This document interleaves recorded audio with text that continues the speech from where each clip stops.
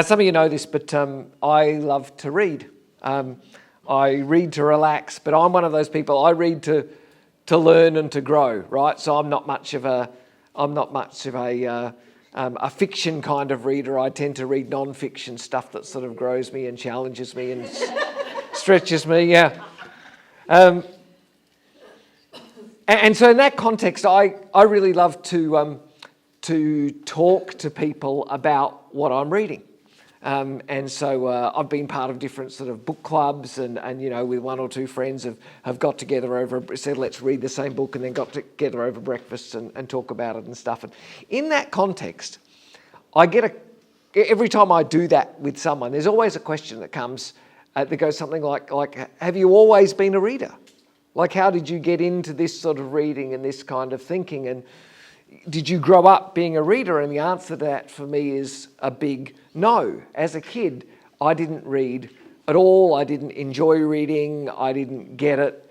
I definitely wasn't a good reader, like I wasn't a fast reader. And that all changed in year 10 with a lady called Mrs. Rankin. She was my year 10 English teacher, and she opened my eyes to reading. She convinced me to have a go at a couple of books, and I read them, and I'd never heard of these books. I'd never heard of the authors. I didn't know anything about books and authors, but she gave me this book and said, have a go, and it just blew my mind. I didn't know books like this existed, and then she gave me another, and she would talk to me about the books that I read, and this is absolutely true. I read more books in year 10 than in the rest of the 12 years of my schooling put together, right? And after school, I discovered my dad's bookshelf, which has books on sort of leadership and life and this sort of stuff, and it's all sort of history from there.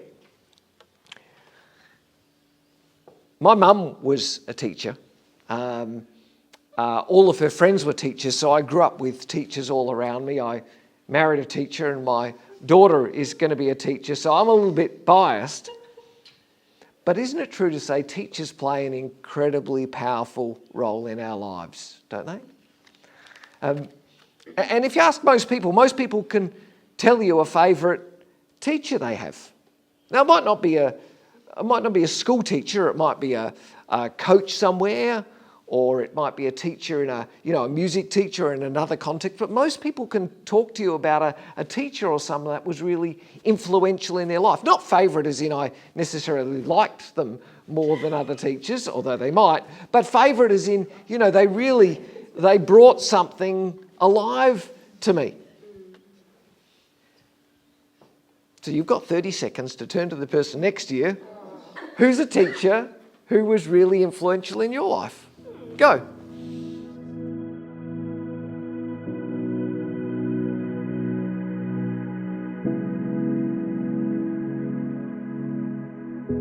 We're in part 2 of a series that we're calling the Eras Tour.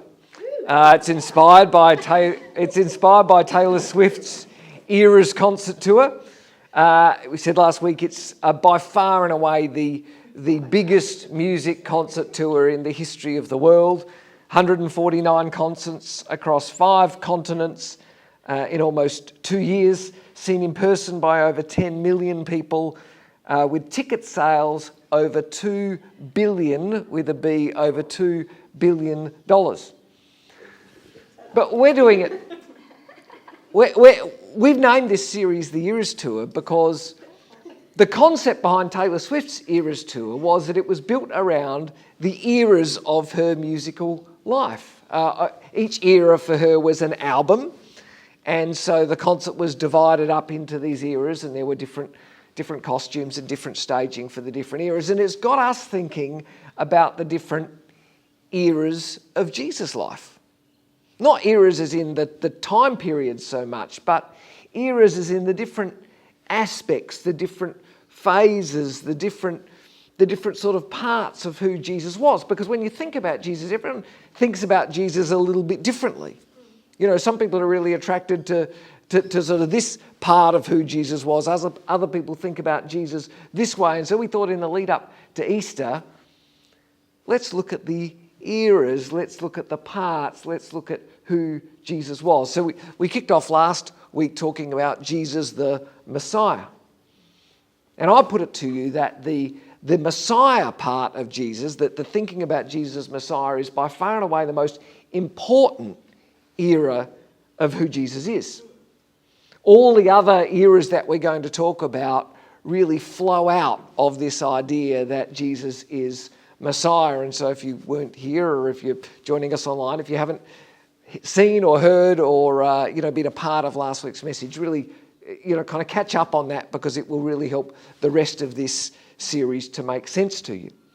Messiah is an ancient Hebrew word that they used to describe the special person, the chosen person that God promised he would send them to fix the mess and the pain and the failure and the sin that the world was stuck in.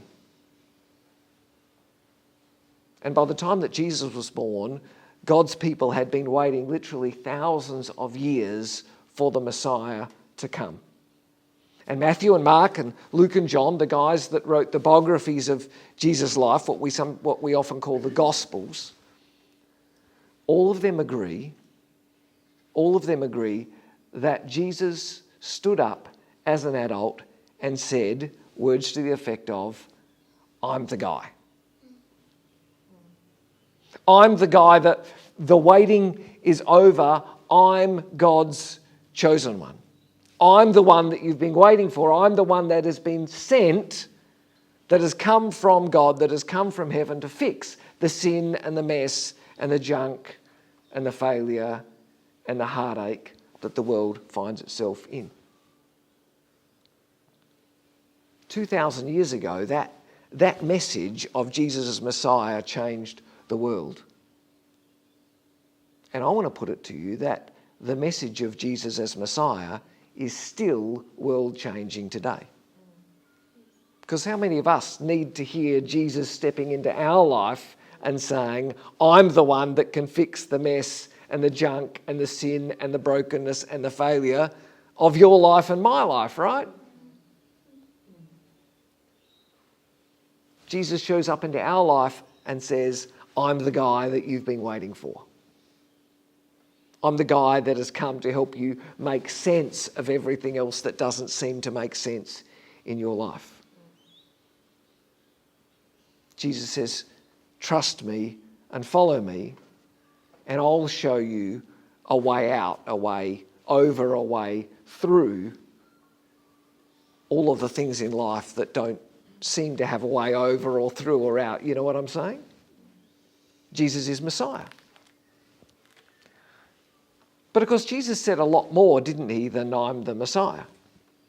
And I reckon when we're talking about the eras of Jesus' life, I think if you just gave people a gospel, if you just started thumbing through the gospel and said, what are the sort of eras, what are the aspects, what are the things that make Jesus Jesus, one of the most obvious things that you would notice and that you would say is that Jesus was a teacher.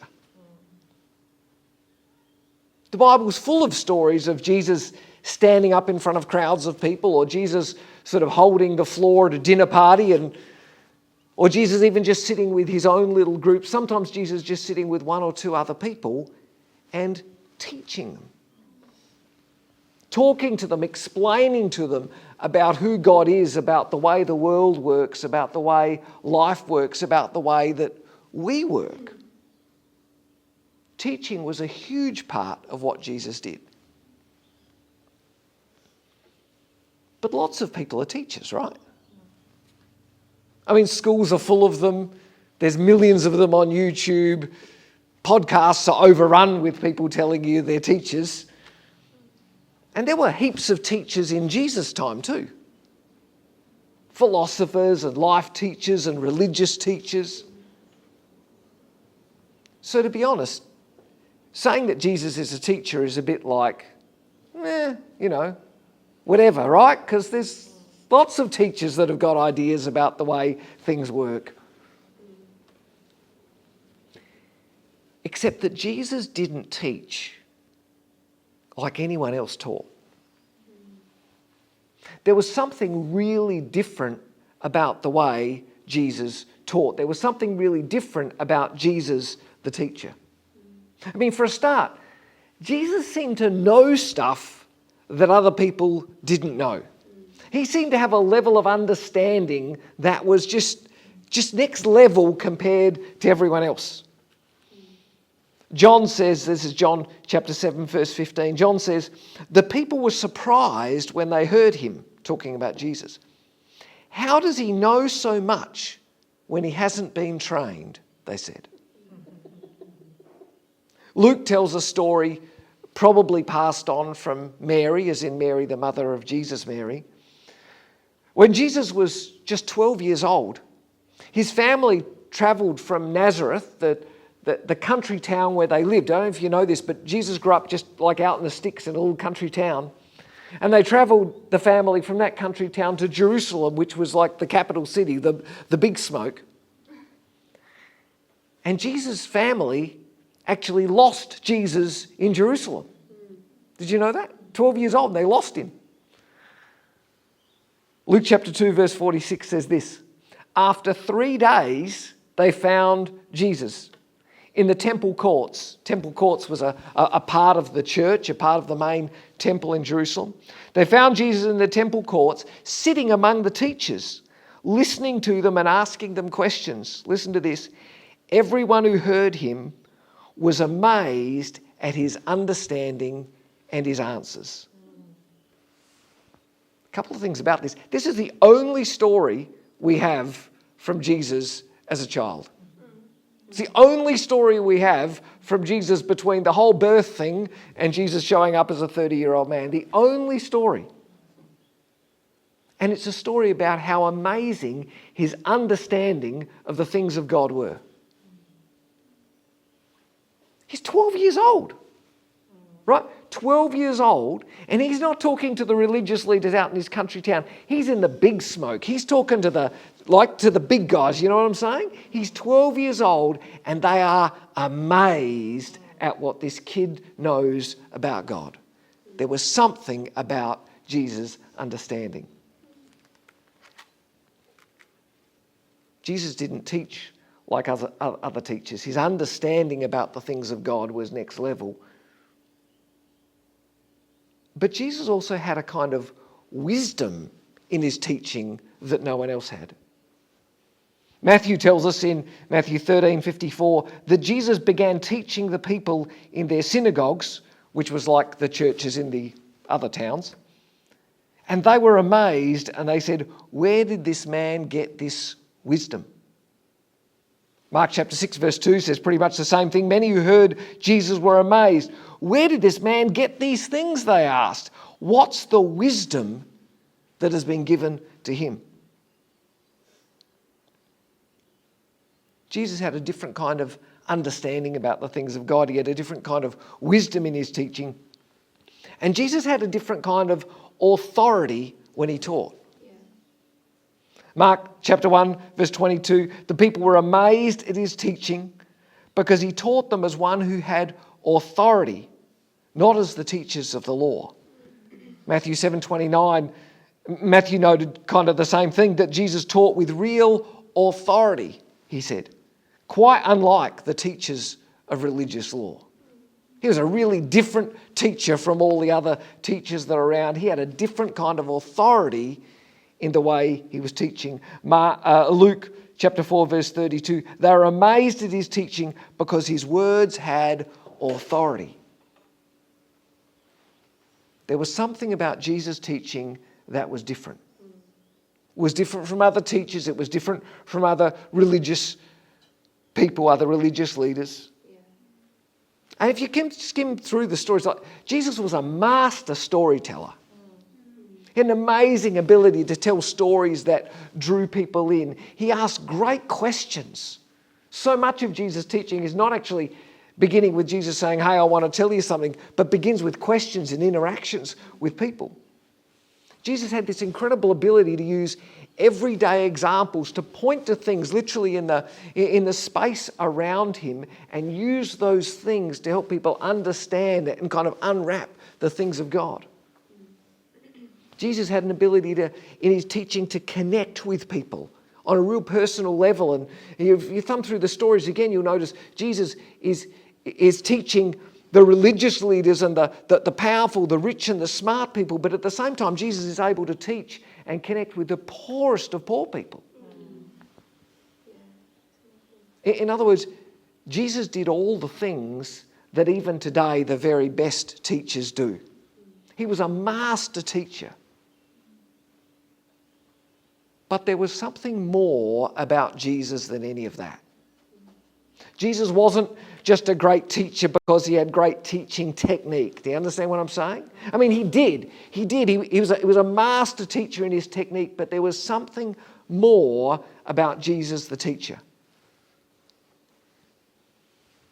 Now, I don't know if you've ever thought about this, but most teachers are trying to help us understand something that they know better than us. That's kind of the foundational concept of teaching, right? Is someone is trying to teach us, help us understand something that they know better than us. Mrs. Rankin, my Year 10 English teacher, knew more about books than I did. So she was able to teach me. Your music teacher probably knows how to play better than you do. You know, that friend who's going to come over and teach you how to change the oil on your car probably knows more about the way your car's put together and more about car maintenance than you. That's why they're teaching you, right? And the teacher doesn't have to know everything about that. The teacher doesn't need to be the best musician in the whole wide world. They don't need to know everything about the subject. They just need to know more than you so that they can teach you. But imagine if your English teacher was the author of the book. Right? Imagine if your music teacher was the person who composed that piece of music. Imagine if the person who was helping you to understand how to change the oil on your car was actually the designer who designed and built that very car.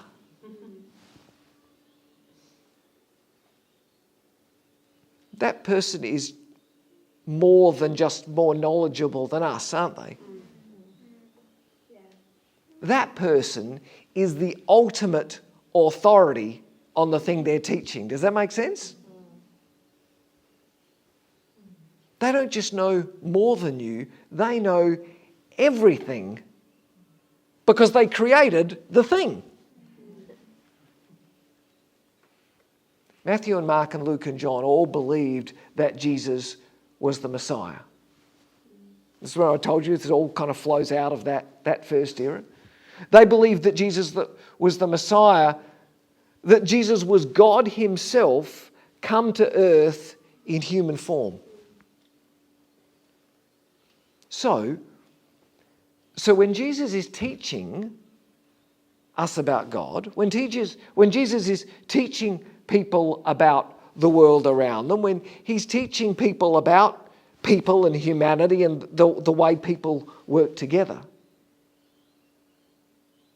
it was like listening to the author talk about the book that they wrote. It's like listening to the composer talk about the piece of music they wrote. It's like listening to the designer talk about the car that they created. Jesus has a whole different level of understanding. He has a different kind of wisdom. He has a different kind of authority. Because Jesus is the author of all life. Right? Jesus is the composer, if you like, of the whole world. Jesus is the designer of you and me, right? That's why the Messiah era comes first. It's why the Messiah era affects all the other eras we're going to talk about. Because what we're saying is Jesus' teaching isn't just Jesus giving his ideas or his perspective or his thoughts about God. Jesus' teaching is explaining the way that things really are. That's a whole different kind of teaching, right? Jesus is explaining the way things really are because Jesus is God. And if you understand that, if you approach Jesus' teaching with that in your mind, it changes everything, right? I mean, think about it. If Jesus is really the Messiah, if Jesus is really God on earth, then when you read and when you listen to the teaching of Jesus, you're not just hearing the thoughts of one man about God. You're actually hearing God himself describe the way things really are. So when Jesus teaches us, love your enemies, he's not saying, here's an idea I have. He's saying, this is the way I've designed you to work. When Jesus teaches us to trust God and to be crazy generous with our money, he's not saying, hey, I think this could work. He's saying, trust me, this is the way that the world works. When Jesus teaches us and says, I am the way, he's not saying I'm a good option. He's actually saying, I am the way, right? And like we said, there are more teachers in the world today than there've ever been.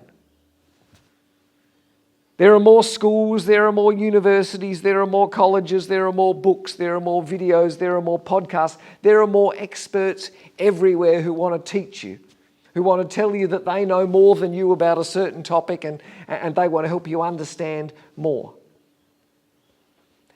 And it's pretty easy for Jesus, the teacher, just to get lost in that crowd. Because he's an old guy talking about old things, right? He doesn't even have an Instagram account, right? But if you believe that Jesus is the Messiah, if you believe that Jesus is your Messiah, if you believe that Jesus came to fix the mess that the world's in, if you believe that Jesus came to fix the mess that your world is in, then Jesus the teacher isn't just a guy with something else to say. Jesus the teacher is the ultimate authority on the world around us. He has ultimate wisdom on what's best for your life. And he has complete understanding